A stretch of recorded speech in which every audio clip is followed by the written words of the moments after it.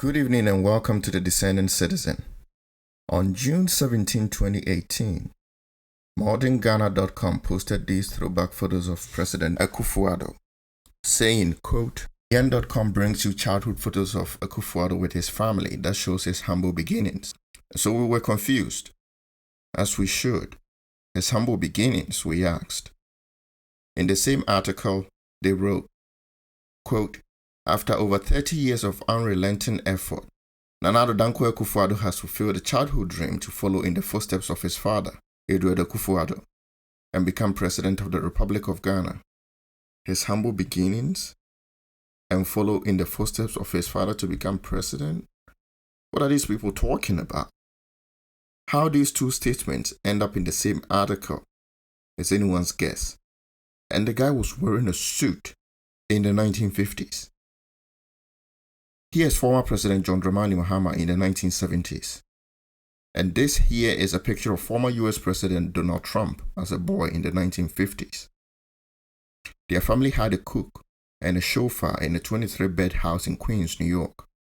And his suit doesn't look very different from Akufo-Addo's.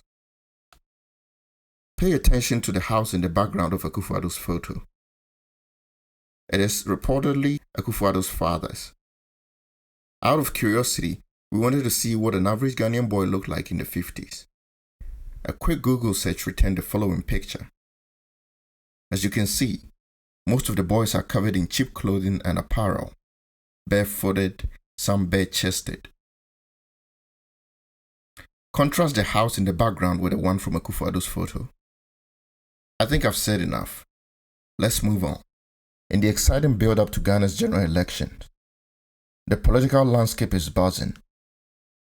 Things are fairly settled in the NDC party.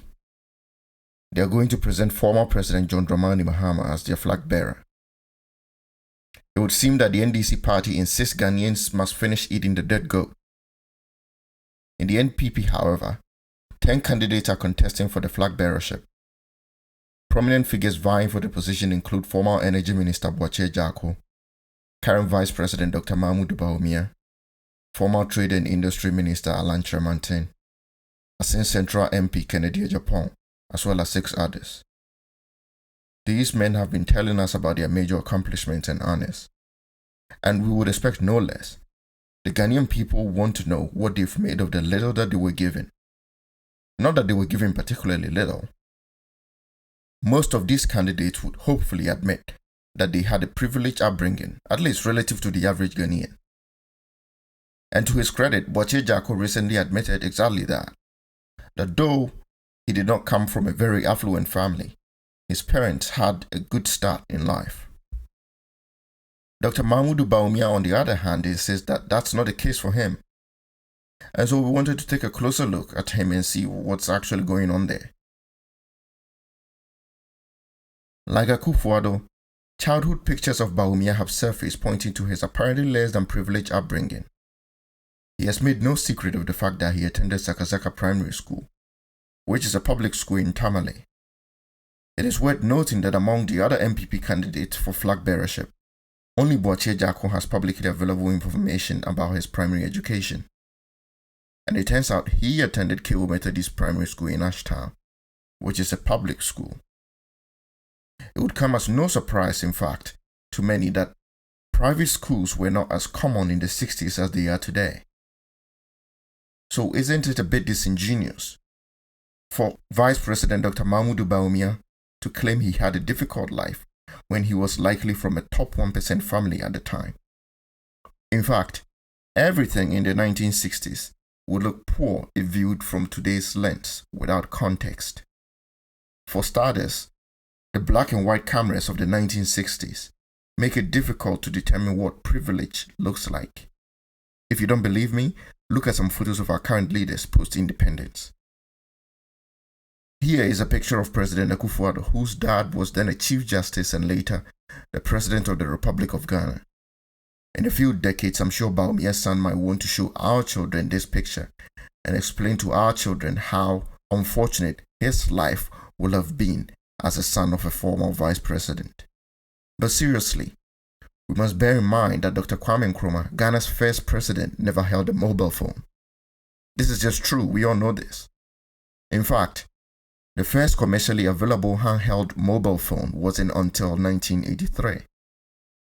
Your laptop is about 250 times faster than NASA's computer, which put Neil Armstrong and Buzz Aldrin on the moon on July 20, 1969. So things generally get better with time, and that's fine. The fact that Bawumia's children are now driven to school does not mean that they get to tell our children sob stories when future generations go to school on helicopters. The reason is simple. In our current generation, Bawumia's children are living in utter privilege. They are raised by a top 1% family. All these notwithstanding, Bawumia has somehow managed to convince himself and is now attempting to convince Ghanaians to feel sorry for him. Watch. From Sakasaka Primary School in Tamale to Tamale Secondary School to Oxford University to the Bank of Ghana as Deputy Governor, and then to become Vice President of the Republic of Ghana. It has been an amazing journey, and I thank God for how far He has brought me. Dear friends, it has not been an easy journey. It has taken a lot of hard work, discipline, and patience to get here. I have walked to school growing up in Moshizongo in Tamale. I have been a by-day worker on farms during holidays in secondary school. I have been a warehouse boy even after finishing university. I have been a minicab driver. I was only able to pay fees for one term during my studies at Oxford University, and I had to survive for the rest of my studies without paying fees, thanks to my college. I only settled my fees in arrears after I started work following my completion of my PhD in Canada. I have also been a cleaner of dormitories in my university days in Canada. So I can say that I have not had it easy at all. It is interesting to point out that working while studying in America or Britain, or indeed all European countries, is not uncommon, even among the citizens of these countries. The data show that nearly 70% of all university students in America work while studying. And nearly 60% of British students also work while studying, with over 20% of them taking up 2 jobs while studying. And mind you, this is data from between 2020 to 2023.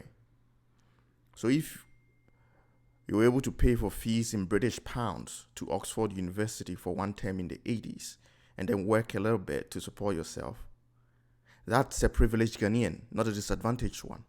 Because over 30% of British students take out students' loans. And these are British citizens you're talking about. His dad was a lawyer and politician. His father served as a member of parliament for Ghana's First Republic, then as Northern Regional Minister, an ambassador to Saudi Arabia. He also served as a chairman of Council of State under the presidency of Jerry John Rawlings from 1993 to 2000 during our country's Fourth Republic. So when Bawumia says he had a heart, the question is compared to whom? I asked the average Ghanaian, was your father or grandfather a member of parliament or regional minister or ambassador? And should Ghanaians really feel sorry for Bawumia? Or does this simply show how out of touch he is with the harsh realities of the average Ghanaian? We will let you be the judge of that. We are simply here to give you the facts. Dr. Mahmoud Bawumia obtained his first degree in the United Kingdom at Buckingham University. And this is no small feat, given that it was in the 1980s. To put this into context, of the 6 other vice presidents in the history of Ghana, only 2 received their bachelor's degree from outside the country. Former Vice President Eko Aka obtained his bachelor's degree at Tufts University in the US. And our first Vice President of Ghana, Joseph W.S. de Graaf Johnson, obtained his bachelor's degree from University of Leeds in the United Kingdom. What would the reaction of most Ghanaians be if they were told that they could pursue their bachelor's and master's degree in the UK, but that they would need to work the odd job? Even now in 2023, what do you think most Ghanaians' reaction would be? We all know it. They will cry. And why wouldn't they? They will cry and bemoan such terrible luck. Or would they? Warehouse jobs and driving, indeed, are very common even among international students of today in 2023. Average Ghanaians either can't afford at all, or even when they can, they have to strive to obtain their bachelor's degree in Ghana. Maybe someone should tell Vice President Mahmoud Bawumia of this fact. It turns out that even the average Vice President of Ghana obtained his bachelor's degree in Ghana.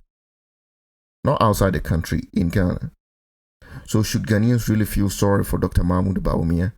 Or is this simply a sob story being proffered by yet another politician to mislead Ghanaians in the pursuit of political power? I hope that we have given you enough information to make that determination for yourself. As the political theater unfolds, we are left to navigate the labyrinth of political narratives. Through satire, we here at The Discerning Citizens aim to shed light on the amusing contradictions and highlight the need for genuine understanding in the realm of politics. Enjoy the spectacle and remember to keep a discerning eye on the stories presented out there. Stay safe and see you soon.